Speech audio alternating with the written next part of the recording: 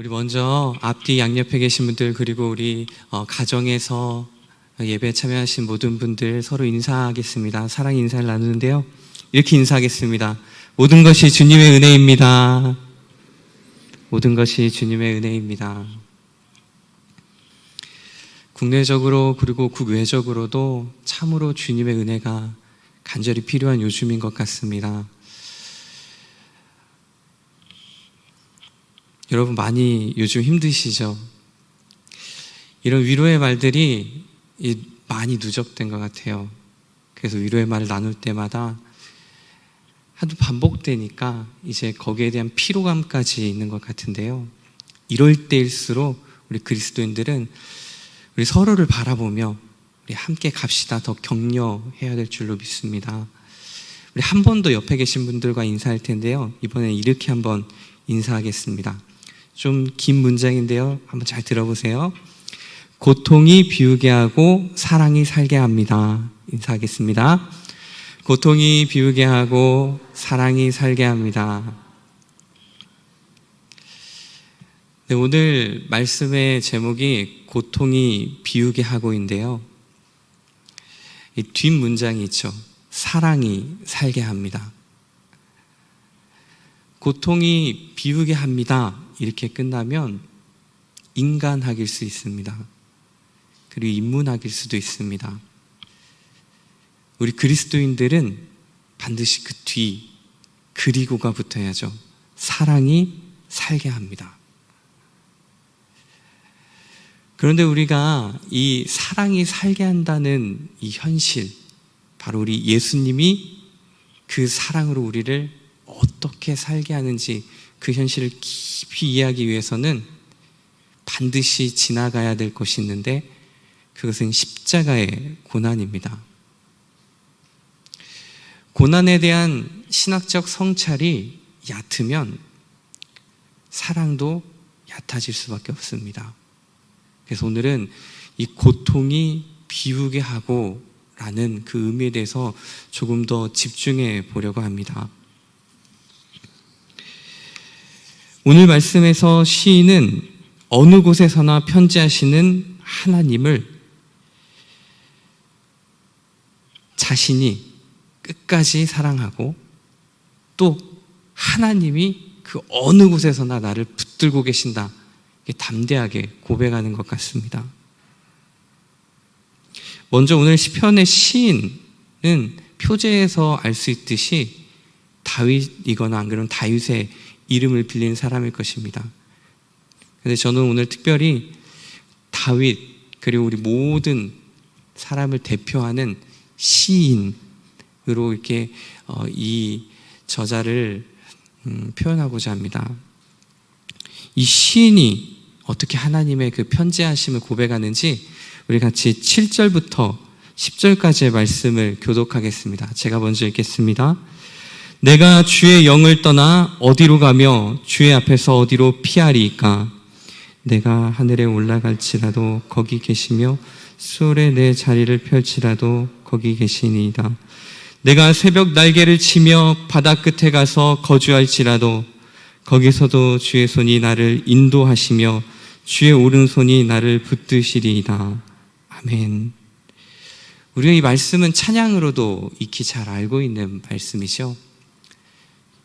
주의 신을 내가 떠나. 네, 몇 분이 좀 당황해 하시는 것 같아서요, 짧게 찬양을 불러봤는데요, 이 참 은혜로운 찬양이죠. 우리가 이 찬양을 부를 때마다 우리 마음이 뜨거워짐을 느낍니다. 우린 주님을 피할 수 없어요. 우리는 주님을 피하려고 해도 하나님은 우리를 아시고 우리와 함께 하세요, 이렇게 고백하고 있는 건데요, 근데 정말 시인은 그렇게 고백하고 있는 것일까요? 이렇게 하나님의 함께 하심, 어디서나 함께 하시는 그 편지하신 하나님의 그 사랑과 그리고 의로운 오른손을 의지하면서 소망에 차서 그 사랑을 노래하고 있는 것일까요? 시의 뒷부분에는 이렇게 노래하는 이유가 등장합니다. 우리 19절을 한번 같이 읽어보겠습니다. 19절입니다. 시작. 하나님이여 주께서 반드시 악인을 죽이시리이다.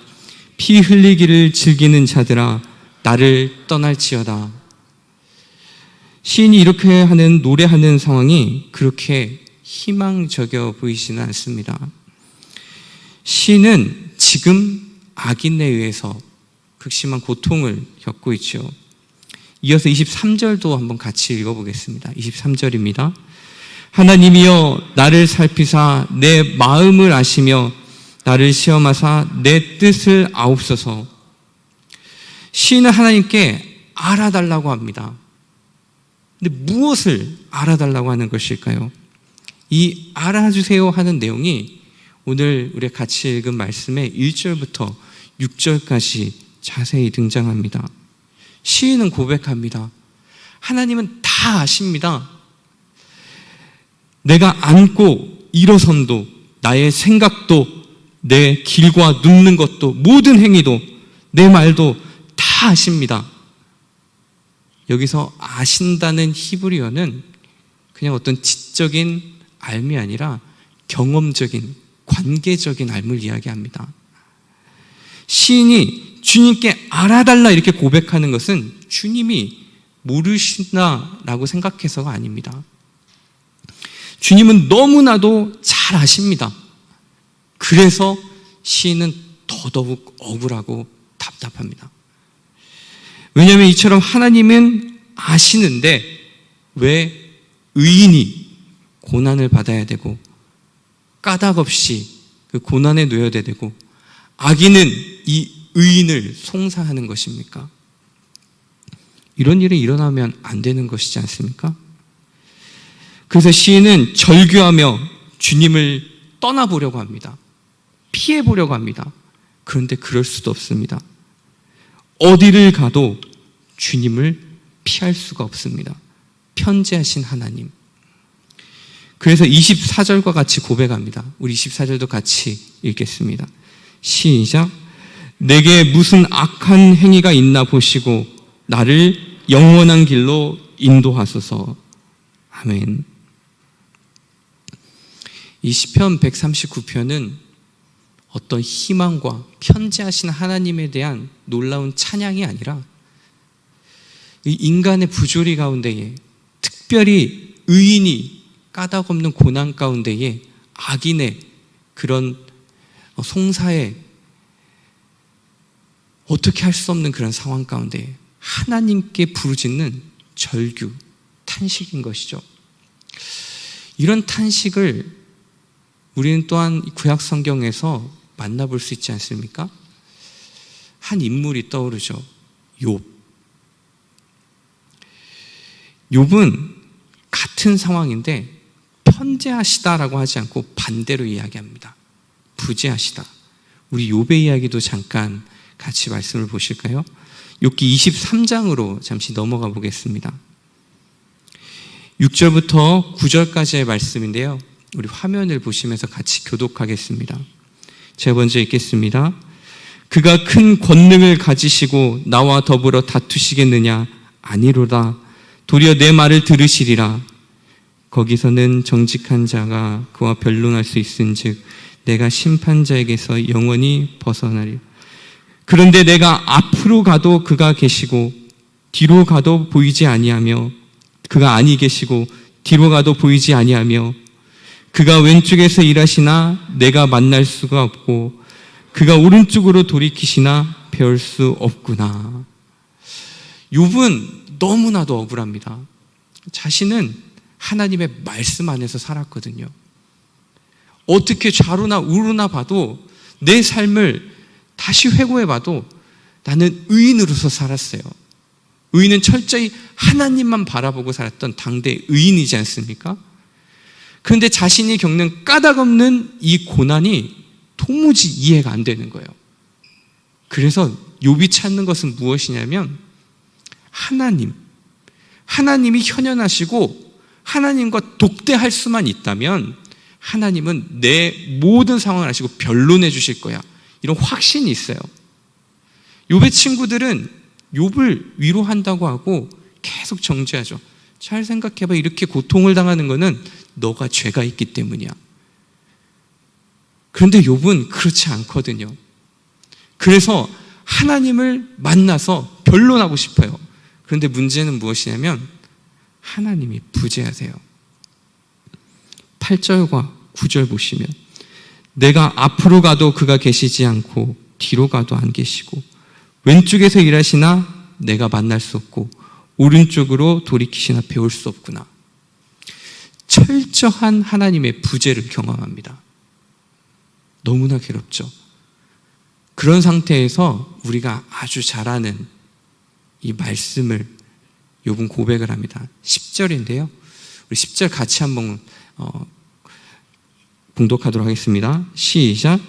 그러나 내가 가는 길을 그가 아시나니 그가 나를 단련하신 후에는 내가 순금같이 되어 나오리라. 아멘. 사랑하는 여러분, 우리가 이 말씀을 굉장히 은혜롭게 받아들이고 이렇게 해석을 하죠. 내가 당하는 고난은 이유가 있다. 이 고난을 통해서 하나님께서 나를 단련시키실 거고 내가 정금같이 될 것이다. 그런데 문맥적으로 보면 그런 해석이 맞지가 않아요. 욥은 변호하고 있어요. 하나님이 만나주시기만 하면 내가 변론할 수 있다. 그리고 자신의 의로움을 지금 나타내고 있어요. 이 10장 이후의 말씀에도 마찬가지예요. 그래서 여기에 대한 새 번역에 대한 번역은 이렇게 되어 있는데요. 하나님은 내가 발 한 번 옮기는 것을 다 알고 계실 터이니 나를 시험해 보시면 내게 흠이 없다는 것을 아실 수 있으련만. 많이 의역을 한 건데요. 이제 원문에 따라서 조금 더 자세히 번역한 것은 공동 번역이라고 할 수 있습니다. 공동 번역은 이렇게 이야기합니다. 그런데도 그는 나의 걸음을 낱낱이 아시나니 털고 또 털어도 나는 순금처럼 깨끗하리라. 여러분, 이제 마음에 확 와닿지 않습니까? 욥은 내가 이 고난을 통해서 정금같이 되겠습니다라고 이야기하는 것이 아니라 하나님 잘 아시죠? 저는 죄가 없어요. 털고 털어도 저는 순금처럼 깨끗해요. 이렇게 고백하고 있는 거죠. 이렇게 절규하고 있는 것입니다. 우리는 이 고난, 의인의 고난은 너무나도 피하고 싶어 합니다. 그런 현실은 받아들이고 싶지 않아요. 그래서 너무 쉽게 절망을 희망으로 해석하고자 하는 것이죠. 그러나 오늘 말씀의 시인과 욥은 의인의 고난이라는 이 부조리 앞에 철저하게 직면하고 받아들입니다. 회피하지 않아요. 그것을 철저하게 자신의 고난으로 받아들이고 하나님을 찾고 절규합니다. 직면합니다. 이것이 성서의 신앙 고백입니다. 의인은 형통하고 악인은 망한다고 하지만 의인이 망하고 악인이 형통하는 현 시대에서 성서가 부인하고 있지 않아요. 오늘 말씀은 그것을 직면하고 있죠. 예수님 믿고 영혼이 잘 되면 물질의 복을 받고 자녀도 복을 받고 건강해집니다. 맞는 말이에요. 하지만 예수님이 타고 있던 배에 풍랑이 일어나기도 하고 예수님이 승천하신 일, 십자가와 부활 이후에도 여전히 악인이 형통하기도 하고 의인이 고난을 받기도 합니다. 너무 쉽게 그렇지 않아요. 예수님 믿으면 다 잘 돼요 라고 이야기하는 것은 이 고통에 대한 신학적 성찰이 너무 가벼운 거예요. 의인이 당하는 고난, 악인의 형통, 이것은 무엇을 이야기하냐면 우리 한계를 이야기합니다. 풀은 마르고 꽃은 시든과 같은 그 한계를 이야기하죠. 혹시 이곳에 이 욥과 같이 시인과 같이 고난을 마주하고 계신 분이 있다면 내가 당하는 고난이 이해가 안 돼서 하나님이 나를 떠난 것 같은 분, 하나님께 부르짖는데 대답이 없는 하나님의 부재나 하나님을 피할 수 없다는 그 절규를 하고 계시는 그분이 있다면 우리 욥과 이 시인의 고백을 기억했으면 좋겠습니다. 제가 이곳에 오기 전에 설악산 밑에 있는 교회를 3년 2개월 정도를 담당을 했었는데요. 이제 그곳에서 경험했던 어떤 한 경험이 저를 항상 이 질문으로 몰아갑니다. 왜 의인이 고난을 받는가? 이것에 대한 의미가 무엇인가? 그곳에 이제 처음 갔을 때 그곳에 이제 남성교회 회장님이 계셨는데 이분이 아주 효자세요. 그 시골로 속초 그 산골로 들어온 이유가 아버님이 먼저 치매가 오셔서 그분을 좀 잘 돌보시기 위해서, 그리고 이어서 아버님이 소천하신 뒤에 바로 또 어머님도 치매에 걸리시거든요. 그래서 아예 장소를 옮겨서 좋은 곳에서 어머니를 모시고 싶어서 내려오셨어요. 은퇴를 하고 10년 동안 부모님만 모신 거죠. 그러면서 그 부모님을 모시고 이제 어머님도 한 5년간 그렇게 모시다가 좀 안 좋아지셔서 근처에 있는 요양병원을 이렇게 모시게 되었어요. 참 이런 분이 다 있나. 항상 웃고 다니세요. 항상 긍정적이시고 너무 많은 배움이 있었어요. 그런데 한 1년 뒤에 이분이 암에 걸리시게 되셨어요. 걸리셨어도요, 너무나 밝으시고, 그리고 그걸 잘 극복하실 수 있으실 것 같아서 회복되실 줄 알았어요. 그런데 한 1년 투병하시고 소천을 하셨어요. 제가 이제 속초에서는 큰 병원이 없으니까 이게 강릉으로 이렇게 모시고 다니시면서 정말 많은 추억을 나눴었는데요. 참 의연하셨어요. 그 상황에서도 항상 밝으시고. 그 가운데 정말 많이 기도했거든요. 하나님, 이분 고쳐주시라고. 이럴 수는 없다고. 하나님 살아계시면 이분 반드시 나으셔야 된다고 하면서 이 루터의 심정으로 하나님이 가르쳐주신 그 모든 언약의 내용으로 전능자를 공격하듯이 정말 많이 기도했거든요. 근데 결국에는 소천하시고 장례식을 치르는데, 장례식 때 너무 많이 울었어요. 목회자가 그러면 안 되는데 참 많이 울었거든요. 그 장례가 다 끝나고 난 뒤에 마음에 큰 구멍이 생겼어요. 정말 하나님 살아계시는 거 맞는지, 목회자로서 좀 질 나쁜 목회자가 돼가는 것 같다는 생각이 많이 들었어요. 모든 은혜의 말씀이 거꾸로 들리는 거예요. 그렇다면 집사님 살려주셨어야지, 하나님이. 그런 고민을 하고 있다가 이제 학교에서 성경을 공부를 하는데요, 이 하나님의 편재와 부재에 대한 이 글, 그리고 이것을 공부하면서 정말 큰 위로를 얻었어요. 성경에서도 이 의인의 고난과 악인의 형통에 대해서 무지하지 않구나. 오히려 철저하게 그것을 통과하고 있구나. 하나님의 편재와 부재라는 방식으로 철저하게 자신의 존재를 걸고, 다윗이라는 이름으로, 다윗이 또 당대 의인이었던 욥이 이렇게 하나님 앞에 철저하게 투쟁하는구나. 얼마나 큰 위로를 받았는지 몰라요. 여러분, 이 고통은 죄와 다릅니다. 죄는 선과 타협할 여지가 없어요. 죄는 죄예요. 악입니다. 사라져야 되고 없어져야 될 것이죠. 근데 고통은 좀 달라요. 고통이 때로는 하나님의 사랑이 되기도 합니다. 우리가 고통을 느끼는 신경 섬유가 없다면 우리는 어쩌면 쉽게 생명을 잃을지도 몰라요. 뜨거운 불에 손이 되어서 바로 뗄 수 있어야지 우리는 살아갈 수 있거든요. 근데 그 고통이 없다면 쉽게 몸의 생명을 잃을 수도 있겠죠. 고통이 사랑과 똑같을 수는 없지만 사랑의 형태는 될 수가 있습니다. 부분은 될 수가 있어요. 하나님의 크신 계획 안에서 우리가 그 고통을 어떻게 다 헤아리겠어요?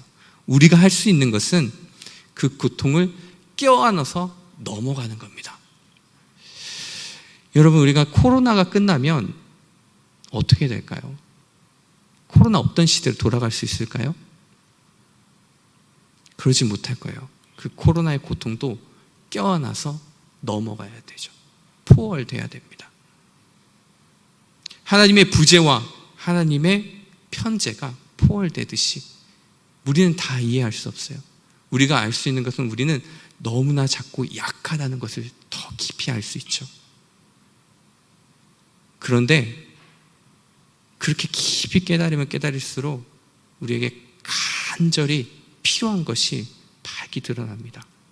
그것은 하나님의 현현. 욥이 구한 거는 자신이 어떤 논리적으로 납득이 되거나 아니면 갑절의 복을 구한 게 아니에요. 욥이 원하는 건 딱 하나예요. 하나님 만나주세요. 그리고 욥이 회복된 것도 단 한 가지예요. 납득이 돼서 회복된 게 아니에요. 이해가 돼서 회복된 게 아니에요.